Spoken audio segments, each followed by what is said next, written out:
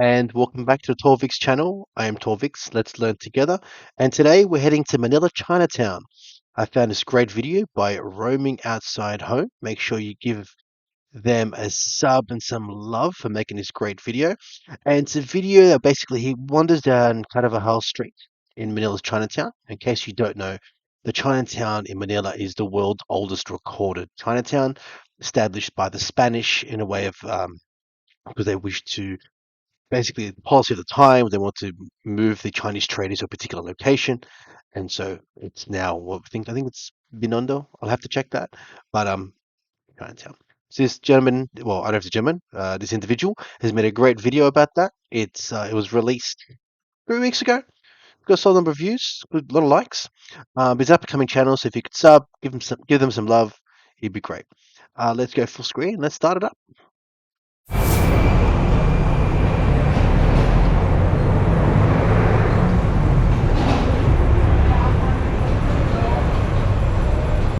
Look at that spaghetti wiring. Look at that. With cables. Oh my goodness. I mean, I know it's common across Asia and such, but wow, wow, wow. I think that's the famous church there.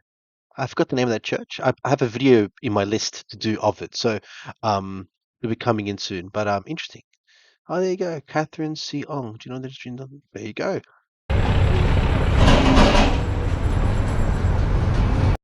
So in these market areas, especially Chinatown, there's markets down many streets, and like people just set up shop wherever they can. They've probably been there for goodness knows how many years. And some foreigners are scared to go in there. Some foreigners love going in there. It is to your personal risk threshold, of course. I'm not telling you, make your own risk assessments when you're on the spot. But some people love it. Some people are just too afraid to go down there. So me, I'm 50-50. I read the situation. I read the room, so to speak. I'd be guided by them.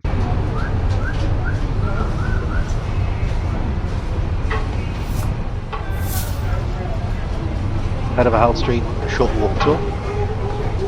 By the way, if I mispronounce anything, please comment down below. Tell me how to pronounce it, because I'm always learning. We're here to learn, and we're here to explore the world together. So if I make a mistake, please don't hesitate. Let me know. Lola's a little bit concerned. Lola's a little bit suspicious. Avocados look good.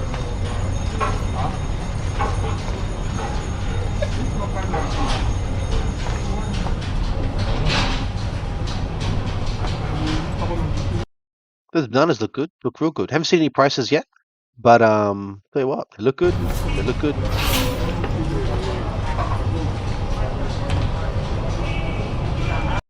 Those scooters, those little bike things, they're the lifeblood of cities like Manila.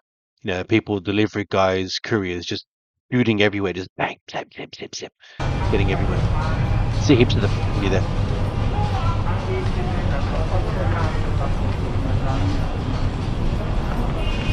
Nice straight what? Straight up?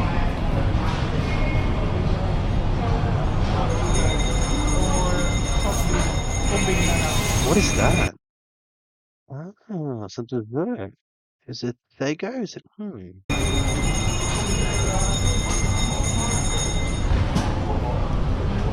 Some vegetables, some gulai.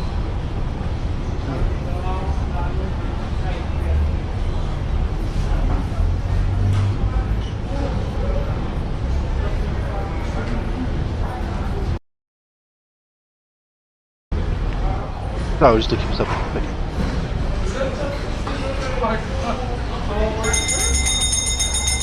Nice cakes. That would be what's called, I believe it's called dirty ice cream. So you've got the cones and the cups there. You've got 2 different kinds. When I was in the Philippines last year, I went to a guy. He had cheese, avocado, and something else. I had the cheese ice cream. That was a bit different. It wasn't bad. It was just very different. I've never had cheese ice cream before. It's not a common flavor here in Australia. It was nice. I have to admit, it was nice flavor. Have you had cheese ice cream? Let me know. For me, it was different. It wasn't bad. It was definitely a different experience.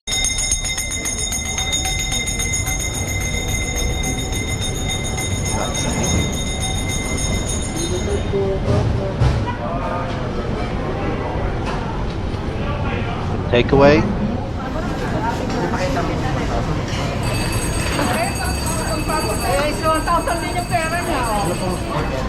Ooh.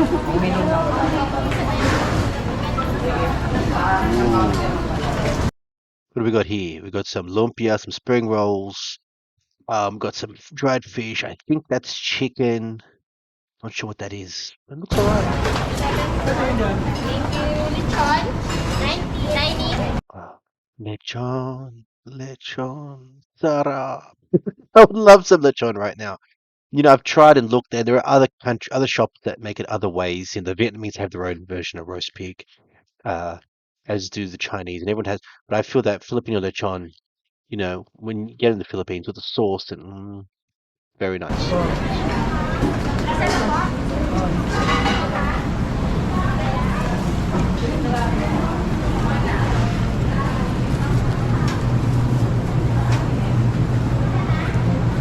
Ah, these are all cakes, I suppose. There's some coconut. I'm guessing that might be ube or something else, some other kind of flavor. Okay, nice, very nice. I wouldn't mind eating that. Ano sa inyo? Oo, giniling.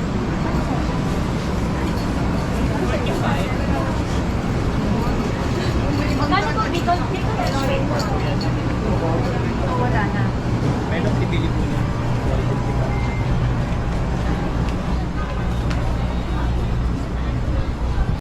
You know what I mean? Like, if your own risk assessment, I wouldn't mind walking down this street. For me, it wouldn't be an issue, but everyone's got their own risk levels, their risk comforts, all that kind of stuff. So you have to always be aware. You have to always be aware of like how comfortable you are and what are your skill set. I feel that I would be aware enough and be confident enough to walk down this kind of street and not worry too much. But it depends on the situation. If it's late at night, I probably wouldn't. If I saw some unsavory individuals hanging around, I probably wouldn't. So it would just depend on the situation. So yeah, but it looks great so far. I'm loving it. The vegetables look fantastic.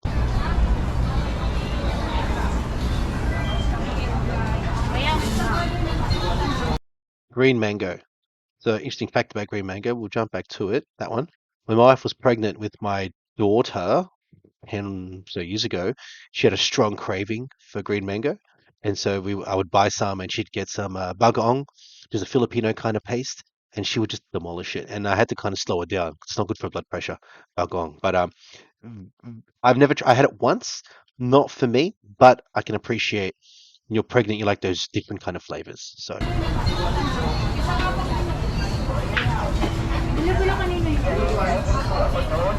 I think Lola's catching up with some sleep.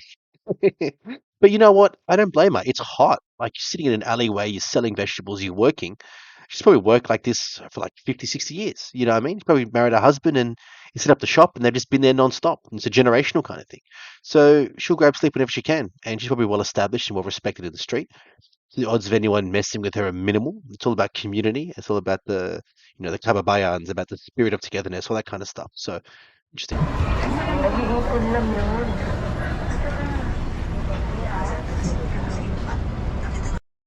Eggs, eggs, yes.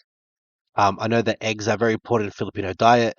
I know that you can get them in different kinds of eggs, different quality of eggs. Here in Australia, I can't speak to the US, but in Australia, we've got cage. It's always chicken. You know what I mean? It's always chicken. But in the Philippines, you can get chicken eggs, you can get goose eggs, you can get century eggs, and there's different kinds of chickens, different kind of eggs. They're much more egg connoisseurs compared to Australia. So you pay a certain amount for certain kind of eggs, and egg vendors, they're doing it right, can do quite well. It's very fragile. Look at that. It's a very fragile business, but if they're smart, they can do quite well.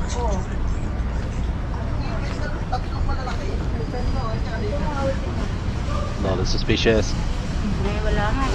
Bakit? Ulit, hindi nagtae. You can't go straight. I'm speeding, all right? Look at that. Bigyan ko ito. Sige, sama ka lang sa akin eh. Sige, kuya, sige. And there's Lola running her little shop, selling little knickknacks, little bits and pieces, just trying to make it through.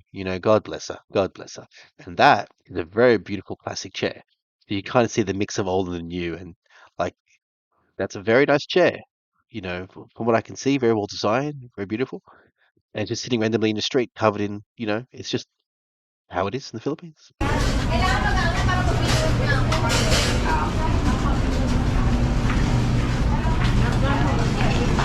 Pasensya po. What is she cooking? Ano ulam ate? Ano ulam? Sorry, young lady. More eggs. Lovely. Gulai, vegetables. Very nice. There's a bit of fish there. We can see. There's a little street-side fish vendor. I mean, it's up to you if you want to buy fish on a random alleyway. I mean, the locals do it. It's up to you. Me, because I'm from Australia, my stomach may not be able to handle it, but I don't know. I'm willing to try. If I get food poisoning, part of the trip, part of the story. You know what I mean? What can you do?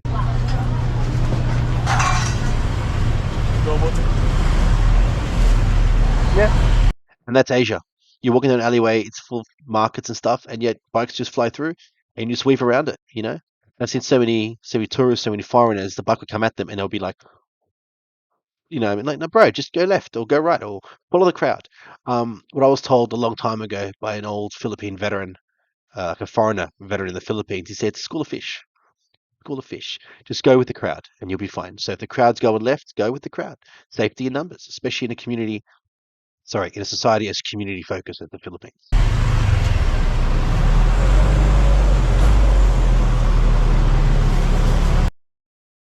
Um, that would be delicious. Fry it up. Let's go. Uh, is that not flounder? Tilapia? No. I'm not really a fish person per se. I like squid. I like prawns like that. That'd be all right. But I don't know if, with the whole red tide thing, um, I don't know. I don't know. But good value. I mean, good luck for the guy. He's going back in. All right.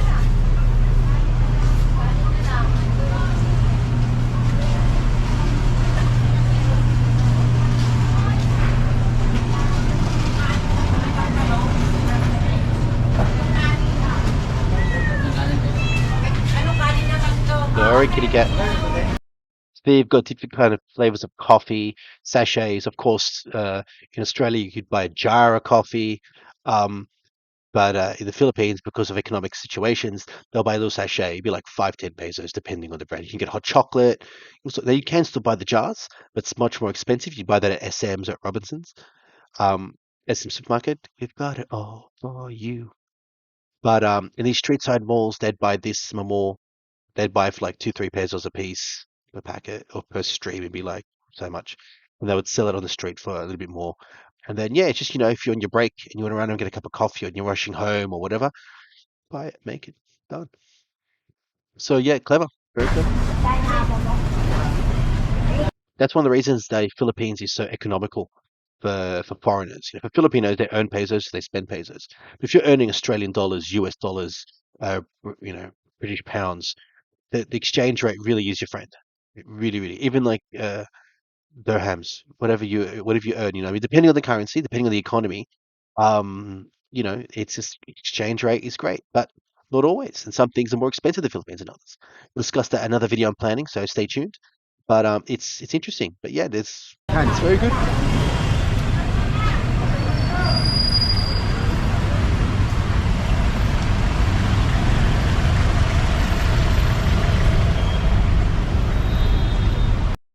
I'm not gonna lie to you. I kind of miss the traffic.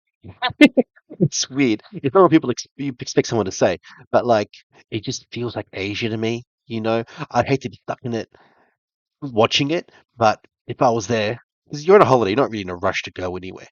But the traffic and the energy and just looking at that feels like Asia to me. The patchy cement, the brand new bikes next to the dilapidated building. It just feels like Asia. Just me. I'm a sucker for it. Oh, Holan, that's a famous Chinese bakery. They make, yeah, hopia, that's right. So Ho, I believe, is for the woman who founded it. There's a video about this as well, which I've got a lot of video ideas, but I believe I think it's the Ho family. Correct me if I'm wrong, but they make hopia. Hopia is this they have it in Chinese, I think it's buns, but they have like red bean hopia and ube hopia, and it is very nice. It is very, very nice. It's Chinese in origin, but there's a Philippine equivalent, a Philippine unique twist. Um, it's very nice. It's very nice. My wife prefers Holland hopias, so. Hi! Hi ate, kamusta?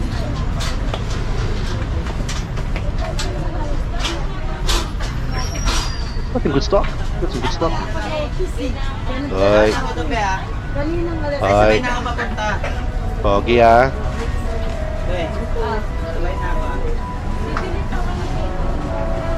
I mean, the floor's tiled, they're keeping it clean, traffic moves, there's open air. It's not that I've seen some street markets where it's claustrophobic, where, I've walked through and it's like that. It's like, oh my God. It's like, and there's everyone just pressing at you. Like, this is quite open, a lot of locals. You can't sit Canton, I think. No. Is that Palabra? Tell me. L3E E3. Okay. Binondo. Okay. Popular eatery. God bless him. That's great. Good to see families succeed in the Philippines. Oi Lola. Dried fish, very popular in the Philippines.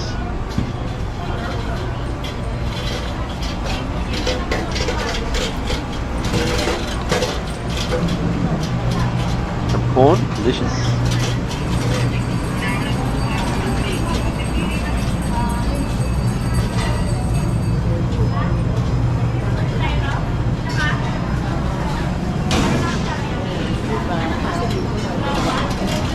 The hustle, the bustle. He just sit up there, what's he selling? Bit of nuts and things, alright. Monterey Meat Shop, very popular chain of butchers in the Philippines.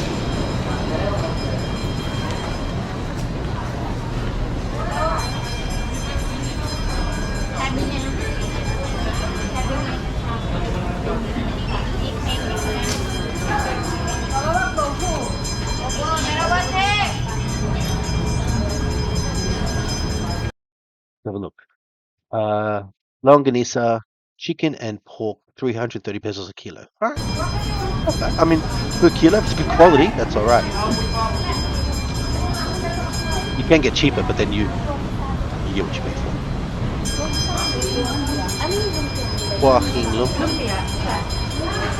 Sarap.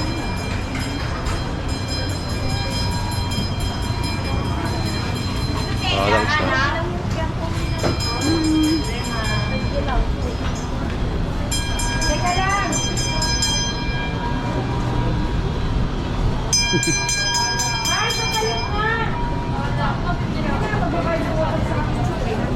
Couple of percent.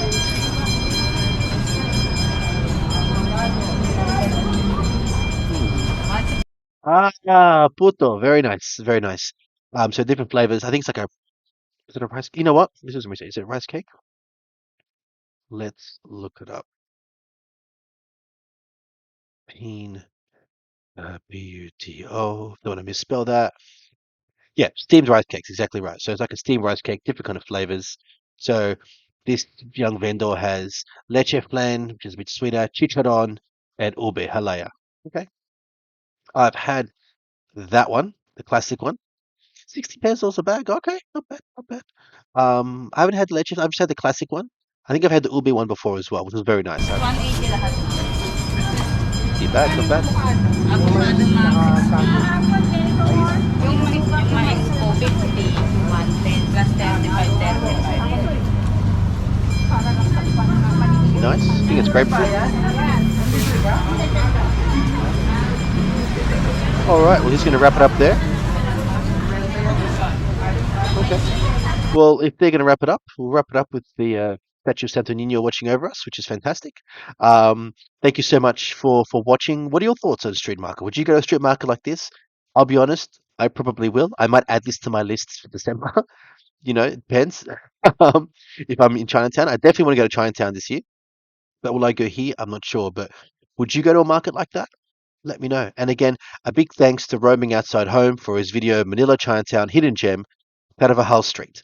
I'll be linking both his channel and the video down below in the description. So please feel free to send him some love, some likes, and just tell him I said thank you so much. And I will see you next time. Maraming salamat po.